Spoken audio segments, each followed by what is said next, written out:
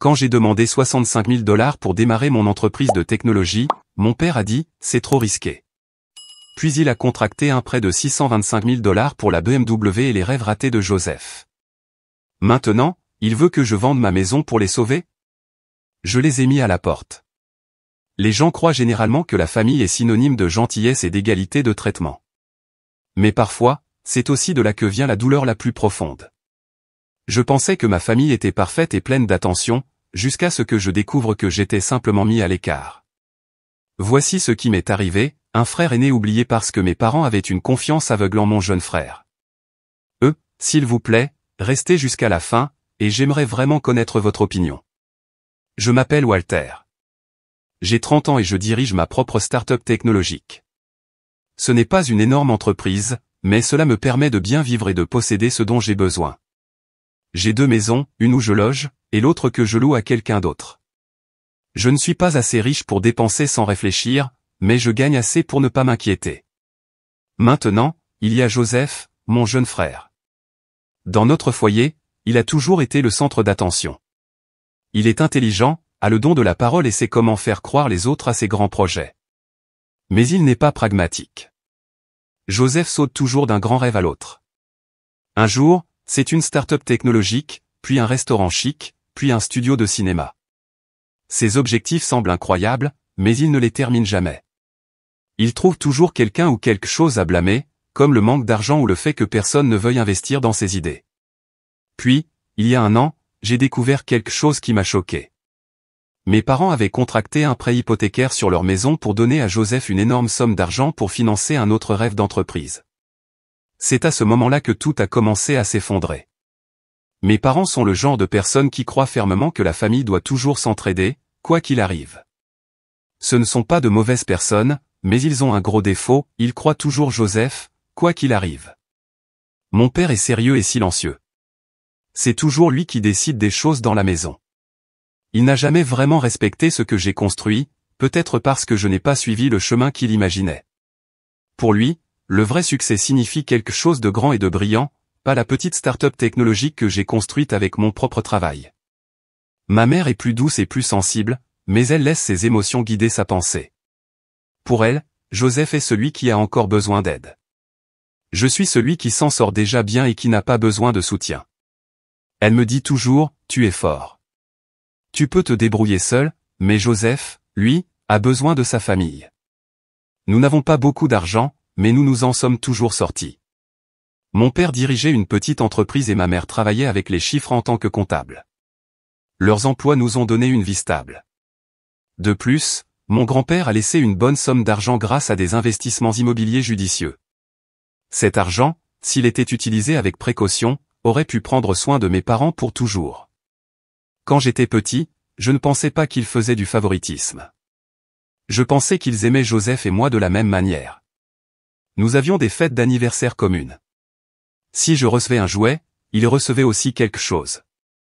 Pendant les vacances, nous recevions tous les 2 de nouveaux vêtements. Tout semblait égal et juste. Mais quand Joseph a commencé l'école, les choses ont commencé à changer. Joseph a très bien réussi. Il a obtenu les meilleures notes et était apprécié de tous. Les enseignants le louaient. Les autres enfants l'aimaient bien. Mes parents étaient tellement heureux avec lui qu'ils ont lentement cessé de remarquer que j'étais là aussi. Cela ne se manifestait pas dans des choses comme les jouets ou les repas, mais dans les choses plus importantes qui ont façonné notre avenir. Joseph voulait apprendre le français? Ils ont payé des cours coûteux sans hésiter. Il voulait aller dans un camp chic? Ils ont dit oui. Il voulait jouer du piano? Ils en ont acheté un et ont payé un professeur particulier. Mais moi? Je n'ai jamais reçu ce genre de soutien. Au moment où j'étais au lycée, c'était évident. Joseph a dit qu'il voulait étudier dans une école privée de haut niveau. Ils ont payé la totalité des frais sans hésiter. J'ai également demandé à fréquenter une meilleure école, mais ma mère a simplement dit, les écoles publiques sont très bien, mon fils. Pas besoin de gaspiller de l'argent. Je n'étais pas naïf. Je savais exactement ce qui se passait. Ils pensaient qu'investir de l'argent dans Joseph apporterait de grandes récompenses plus tard. Ils pensaient que j'étais déjà bien et que je n'avais pas besoin d'aide, alors ils n'ont pas essayé. Quand j'avais 17 ans, j'ai découvert que j'adorais travailler avec les ordinateurs. Je voulais m'inscrire à un cours sur Internet pour apprendre à créer des logiciels. Cela ne coûtait pas cher, juste une petite partie de ce que mes parents avaient déjà payé pour les leçons de Joseph. Mais quand je l'ai mentionné, mon père a secoué la tête et a dit, « Tu peux apprendre à coder tout seul. Il n'y a aucune raison de dépenser de l'argent pour cela. » J'étais déjà habitué à faire les choses par moi-même, alors je suis resté silencieux. J'ai passé tout l'été à étudier des ressources gratuites sur Internet, apprenant chaque morceau de code et chaque étape par moi-même. Pas de professeur, pas d'argent de la maison, juste moi. Après avoir vécu de tels moments à plusieurs reprises, j'ai finalement compris quelque chose qui m'a blessé, mes parents n'ont jamais vraiment cru en moi. Pour eux, Joseph était celui qui méritait qu'on investisse de l'argent et de l'attention en lui. J'étais juste l'enfant dont ils pensaient qu'il n'avait besoin de rien. Je n'ai jamais blâmé Joseph. Ce n'était pas sa faute. Mais à partir de ce jour-là, j'ai cessé d'espérer que mes parents m'aideraient un jour. Après avoir terminé mes études universitaires, j'ai travaillé pendant 2 années complètes, économisant chaque centime que je pouvais. À l'âge de 25 ans, j'avais économisé suffisamment pour ouvrir une petite entreprise de technologie. Mais pour grandir, j'avais besoin de plus d'argent, environ 65 000 $. J'ai beaucoup réfléchi avant de choisir de demander de l'aide à mes parents. Je n'aime pas demander quoi que ce soit. Je ne voulais pas d'argent gratuit. J'étais prêt à le traiter comme un prêt et même à signer un contrat pour tout rembourser. Pourtant, je continuais à penser, si Joseph avait été aidé à plusieurs reprises, pourquoi ne pouvais-je pas demander une seule fois? Alors, j'ai demandé à mes parents une grosse somme d'argent pour la toute première fois. Je me souviens très bien de ce jour. Je me suis assis devant eux et j'ai partagé mon idée d'entreprise d'une manière sérieuse et respectueuse. J'avais fait tous mes devoirs, trouvé de bons partenaires commerciaux et j'étais pleinement prêt à être responsable de chaque dollar. Mais après quelques minutes seulement, mon père m'a arrêté et a dit, « Non, c'est trop risqué. C'est trop dangereux. » Je l'ai regardé fixement, espérant qu'il m'expliquerait davantage, mais il ne l'a pas fait. Il ne se souciait pas de mes projets et ne s'est pas renseigné sur les efforts que j'avais déployés. Pour lui, tout ce que je faisais était un mauvais choix. Mais quand Joseph essayait quelque chose, c'était un rêve qui méritait d'être soutenu. Je n'ai pas discuté. J'ai fait un sourire triste et silencieux et j'ai hoché la tête. Je n'étais pas choqué, mais je me sentais quand même déçu. Même si je n'ai pas obtenu les 65 000 $, je ne me suis pas arrêté. J'ai utilisé mes économies pour créer l'entreprise quand même. Cela signifiait une croissance plus lente que je ne l'avais espéré, mais j'ai fait des choix prudents, géré mon argent avec sagesse et saisi toutes les occasions de m'améliorer.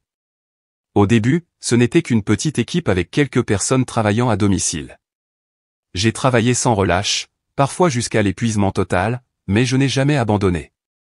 Personne ne croyait en moi, mais j'avais confiance en moi et finalement, j'ai réussi. À 29 ans, mon entreprise se portait bien. Je ne vivais pas seulement une vie stable, j'avais aussi acheté 2 maisons. Une où je vivais, une que je louais. Les 2 étaient dans de bons quartiers et m'aidaient à me sentir en sécurité pour l'avenir. J'ai fait tout cela sans l'aide de mes parents, sans l'aide de personne. Tout ce que je possède, je l'ai gagné moi-même. Mais je continuais à me demander, combien d'argent mes parents avaient-ils dépensé pour Joseph? Quand Joseph avait 23 ans, il a ouvert son propre café, dans le style de ceux d'Europe. Ma mère et mon père lui ont donné plus de 120 000 $ pour l'aider.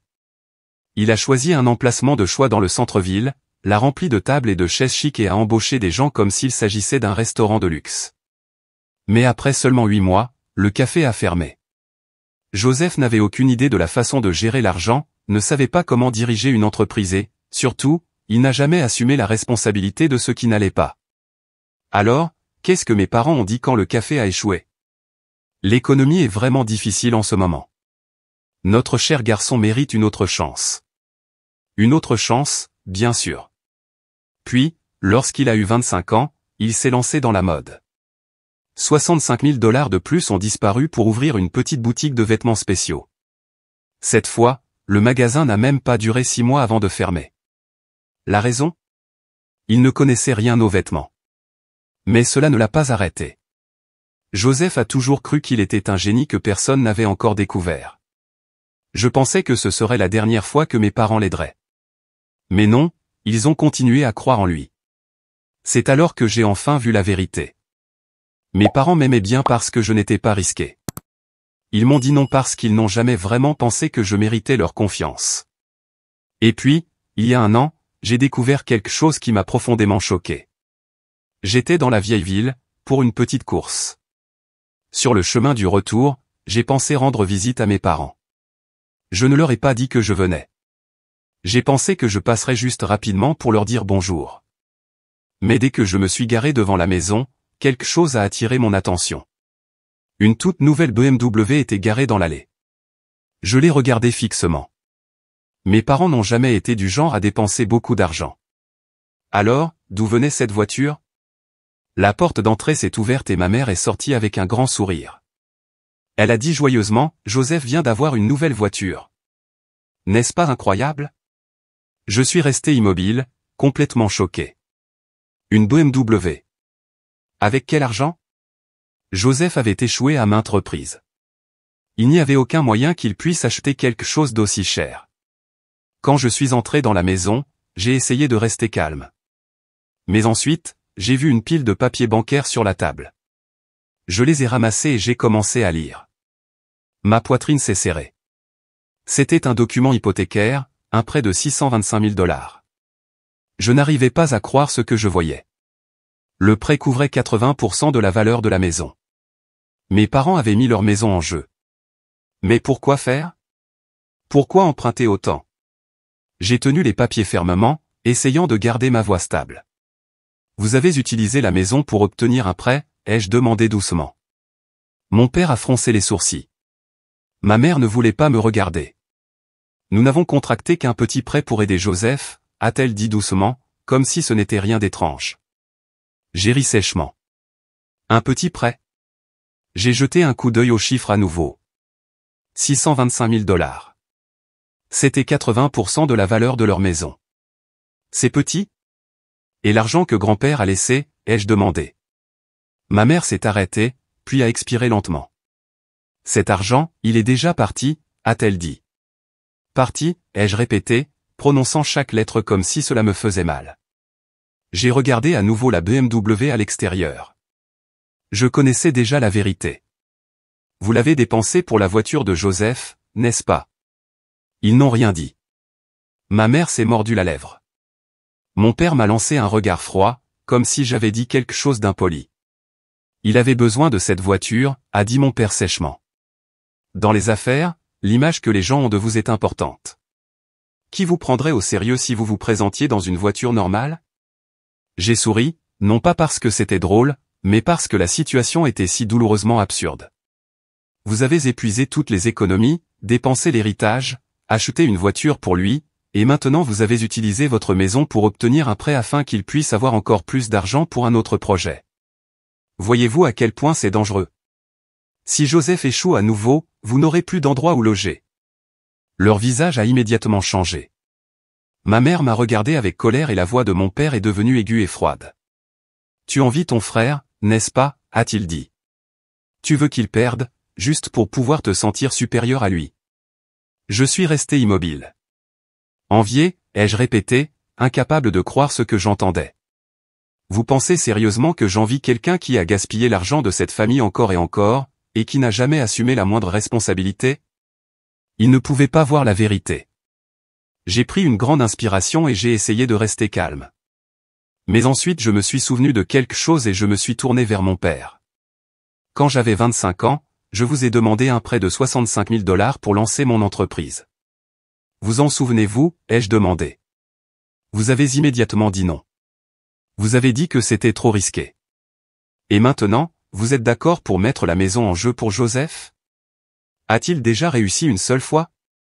Je suis vraiment déçu par vous deux. Mon père a claqué son verre sur la table avec un grand bruit. C'est arrivé il y a des années, et tu t'en sors bien maintenant, a-t-il dit fermement. Mais Joseph a besoin de soutien. Arrête de ressasser le passé pour attaquer cette famille. Puis il s'est levé rapidement et a pointé du doigt l'entrée. Sors. Si tu ne fais que te plaindre, alors ne reviens pas. Je les ai regardés pendant quelques secondes. Puis j'ai posé les documents du prêt sur la table, j'ai hoché la tête et je suis sorti.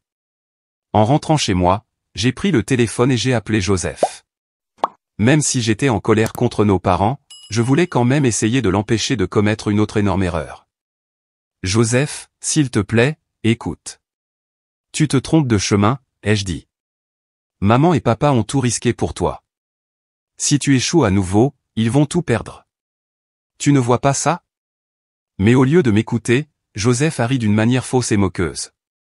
Tu fais toujours ça, Walter. Tu es juste jaloux. Tu as peur que je réussisse mieux que toi, et maintenant tu essaies de m'arrêter. Je me suis tu. Tu crois vraiment ça, ai-je demandé d'une voix calme. Quoi d'autre pourrait ce être, a-t-il répondu avec un ricanement. Tu as déjà tout. Une entreprise, des maisons, de l'argent. Et maintenant que j'ai enfin une chance, tu ne peux pas le supporter. Tu es juste égoïste. Je n'ai rien dit pendant quelques instants, puis j'ai secoué la tête. Si c'est ce que tu crois, alors il n'y a plus rien à dire. J'ai mis fin à l'appel. Cette fois, j'ai vraiment abandonné. Une semaine s'est écoulée sans contact. Puis, sorti de nulle part, mes parents m'ont appelé et m'ont demandé si je venais dîner. Je ne m'attendais pas à cela, surtout pas si tôt après la dispute. Mais peu importe ce qui s'était passé, ils étaient toujours ma famille, alors j'ai accepté de leur rendre visite. Quand je suis arrivé, j'ai vu que Joseph était déjà là. L'atmosphère dans la pièce était différente, moins tendue qu'avant. Mes parents m'ont regardé, et mon père a parlé en premier. Walter, nous sommes désolés. Nous avons dit des choses qui n'étaient pas justes la dernière fois. Ma mère a hoché la tête, sa voix plus basse que d'habitude. Joseph veut aussi s'excuser. J'ai regardé Joseph. Il a fait un petit signe de tête et s'est frotté l'arrière de la tête. Ouais, j'étais un peu en colère ce jour-là. Je n'aurais pas dû dire ce que j'ai dit. J'étais honnêtement choqué. Mes parents ne s'étaient jamais excusés auprès de moi auparavant, et Joseph n'avait jamais admis avoir tort. Pendant un instant, j'ai pensé qu'ils avaient peut-être enfin compris. Mais moins de 60 secondes plus tard, j'ai compris la vraie raison de ce dîner. Mon père a toussé légèrement, puis a commencé à parler lentement. Walter, tu as 2 propriétés. Une où tu vis, et l'autre que tu loues, n'est-ce pas? Tout de suite, j'ai senti que quelque chose n'allait pas. Pourquoi parlez-vous de ça, ai-je demandé, ma voix devenant plus froide. Ma mère est intervenue, sa voix calme comme si elle disait quelque chose de tout à fait normal. Joseph se lance dans le monde de l'immobilier. Il a besoin de paraître digne de confiance. Un bon logement améliorerait son image. Si tu pouvais lui laisser une de tes maisons, ce serait d'une grande aide pour son avenir. Je suis resté assis, incrédule. C'était donc ça. Les excuses n'étaient qu'une mise en scène pour cette requête insensée. Sans aucune hésitation, je les ai regardés directement et j'ai répondu « non ». Ma mère a cligné des yeux, comme si elle n'arrivait pas à croire ce que je venais de dire. « Que veux-tu dire, Walter » a-t-elle demandé, toujours douce mais avec un ton plus inquiet maintenant. « Je veux dire que je ne donne pas ma propriété à Joseph. Je ne suis pas idiot. » L'ambiance générale a changé instantanément. Mon père a posé ses baguettes avec un grand bruit, son regard devenant dur. « Walter, tu as 2 endroits où loger. Joseph n'a besoin que d'une chance. C'est ton frère. » J'ai laissé échapper un rire amer. « Et alors ? Maintenant vous vous attendez à ce que j'abandonne ma maison juste pour qu'il puisse paraître prospère ? Combien de fois lui avez-vous jeté de l'argent, même s'il n'a jamais rien accompli ? » Le ton de mon père est devenu plus ferme. Il n'a pas échoué. Il n'a tout simplement pas encore eu le bon moment. Et toi, tu as déjà tout. Tu ne peux pas le soutenir juste cette fois. J'ai ri à nouveau, mais cette fois, cela semblait sec et vide. Avoir tout ? Vous ne m'avez jamais rien donné. Même quand j'ai demandé 65 000 $ pour créer mon entreprise, vous avez immédiatement dit non. Et maintenant vous pensez que je devrais donner une maison entière à Joseph ? Je ne suis pas fou. La main de ma mère a commencé à trembler. Mon père a frappé du poing sur la table, faisant vibrer l'eau dans les verres. Alors tu es juste égoïste, comme les autres ? Tu envies ton propre frère. Tu as peur qu'il puisse réussir mieux que toi. N'est-ce pas ça ? Je me suis levé rapidement, les yeux remplis de déception. Non. Je ne suis tout simplement pas stupide. Le silence a rempli la pièce. Je me suis tourné vers Joseph. Il n'avait toujours rien dit. Ses yeux étaient fixés au sol. Je savais au fond de moi que si j'avais accepté de lui donner cette maison, il l'aurait prise immédiatement. Il n'y aurait pas réfléchi à deux fois. Il n'avait aucun problème à prendre ce qui ne lui appartenait pas. J'ai secoué la tête, me sentant plus malade qu'en colère. Vous pouvez continuer à avoir foi en lui si vous voulez. Moi, non. Sans rien dire de plus, je suis sorti de la maison que j'avais l'habitude d'appeler la mienne. Derrière moi, j'ai entendu la voix de mon père crier avec fureur, « Si tu pars maintenant, ne reviens jamais. » Je ne me suis pas arrêté. Cette fois, je les ai laissés derrière moi pour de bon. Comme je l'avais deviné, quelques mois plus tard, Joseph a encore échoué. Je ne l'ai pas appris de mes parents. Joseph ne me l'a pas dit non plus. Je l'ai appris par une connaissance qui travaillait dans l'immobilier. Walter, tu as entendu? Les affaires de Joseph ont coulé. Je me suis arrêté, serrant mon téléphone avec force. Qu'est-ce qui s'est passé, ai-je demandé, même si je le savais déjà intérieurement. Il a fait une mauvaise affaire. Il a acheté quand le prix était élevé et a vendu quand il a chuté. Il a tout perdu. Cet argent de l'hypothèque que tes parents ont contracté, parti. J'ai fermé les yeux et j'ai expiré. Je n'étais pas choqué. Cela devait arriver tôt ou tard. Mais il y avait plus. Et la BMW, ai-je demandé, même si j'avais déjà un mauvais pressentiment. Il l'a vendue il y a 2 mois, a dit mon ami. Il avait besoin d'argent pour continuer, mais ça n'a pas aidé longtemps. J'ai laissé échapper un rire plat et sans joie. Mes parents avaient tout risqué sur Joseph. Ils étaient sûrs qu'il était destiné à gagner. Mais maintenant, plus d'argent, plus d'entreprises, plus de voitures. Bientôt, plus de toits au-dessus de leur tête. Qu'est-ce que j'ai ressenti à ce moment-là? Pas de fierté, pas de joie, juste du vide à l'intérieur. Je les avais prévenus. J'avais essayé de leur faire comprendre, mais ils m'ont ignoré. Et je savais déjà ce qui allait suivre. Ils me contacteraient, comme je le pensais. Quelques heures après avoir appris l'effondrement des affaires de Joseph, mon téléphone n'arrêtait pas de sonner. Le premier appel venait de ma mère. Je n'ai pas répondu. Puis un autre, puis des dizaines d'autres. Les messages arrivaient sans cesse, « Walter, réponds s'il te plaît. Nous avons besoin de toi. S'il te plaît, ne nous laisse pas seuls. » J'ai vu chaque message, mais je n'ai pas répondu. Je savais exactement ce qu'ils demandaient. Au moment où ils ont mis leur maison en garantie pour un prêt, je savais que cela arriverait. Ils ne m'envoyaient pas de message pour s'excuser.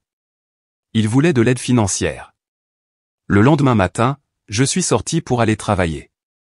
Je me suis arrêté brusquement. Devant ma porte se tenaient mes parents et Joseph. Ils avaient l'air plus mal en point que jamais. Joseph avait perdu sa fierté habituelle. Son visage était mince et fatigué. Pas de vêtements chics, pas d'attitude fière d'homme d'affaires. Il ressemblait à quelqu'un qui avait tout perdu. Ma mère avait l'air d'avoir pleuré pendant des heures. Mon père, autrefois fort et fier, avait l'air beaucoup plus vieux, comme si le stress l'avait vieilli rapidement. Il n'avait plus rien. Mon père s'est raclé la gorge et a parlé, sa voix rauque et faible. Walter, nous avions tort. J'ai croisé les bras et je me suis appuyé contre le cadre de la porte, mon regard froid. Maintenant vous comprenez? Ils n'ont pas discuté. Pas de cris. Ils ne m'ont pas traité d'égoïste ou de jaloux, parce que maintenant ils avaient besoin de moi. Ma mère a commencé à parler, sa voix tremblante. Fils, nous n'avons plus d'option. S'il te plaît, aide-nous. J'ai soupiré et je l'ai arrêté. Je n'ai pas d'argent. Ils se sont figés, mais mon père a rapidement répondu, comme s'il l'avait déjà répété. Tu pourrais vendre ton entreprise, ou une de tes maisons. Si nous pouvons couvrir ce que nous devons et garder la vieille maison, nous pourrons recommencer. Je l'ai regardé pendant une seconde, puis j'ai ri, non pas parce que c'était drôle, mais parce que je n'arrivais pas à croire ce que j'entendais. Ils pensaient vraiment que je vendrais l'entreprise que j'ai construite pour les sauver? Ces mêmes personnes avaient refusé de me prêter 65 000 $ quand je voulais réaliser mon rêve. Maintenant, ils me demandaient d'abandonner tout ce que j'avais créé pour eux. Ils m'ont mis à l'écart. Ils m'ont dit non. Et maintenant, ils voulaient que je perde tout pour eux. Je n'avais plus rien à donner. Je me suis redressé, je me suis avancé vers la porte et je l'ai ouverte en grand. Puis j'ai pointé du doigt l'extérieur. Quitter ma maison. Personne n'a bougé. Joseph a ouvert la bouche, peut-être pour se plaindre, peut-être pour demander, mais pour la première fois, mon père a levé la main et l'a arrêté. Il m'a regardé pendant un moment, puis a hoché la tête lentement. C'était la première fois que je le voyais admettre qu'il avait commis des erreurs. Vous vous demandez probablement pourquoi je n'ai offert de l'aide que pour un an. Voici pourquoi, Joseph vit toujours avec eux, et je ne le laisserai pas continuer à dépendre de moi. Pendant des années, il s'est habitué à ce que quelqu'un d'autre règle ses problèmes. Mais cette fois, s'il veut une vraie vie, il doit la gagner par lui-même. Si mes parents peuvent subvenir à leurs besoins après un an, ce serait bien. S'ils ne le peuvent pas, je ferai partir Joseph. Après cela, je ne paierai que le loyer pour m'assurer que mes parents ne finissent pas à la rue. Mais Joseph ne sera plus mon affaire. C'est ma décision finale. Maintenant, je veux vous demander, si vous étiez moi, qu'auriez-vous fait? Leur auriez-vous encore apporté de l'aide, ou les auriez-vous laissés vivre avec les conséquences de leurs actes? Écrivez vos pensées dans les commentaires, et abonnez-vous pour ne pas manquer la suite de l'histoire. Merci d'être là.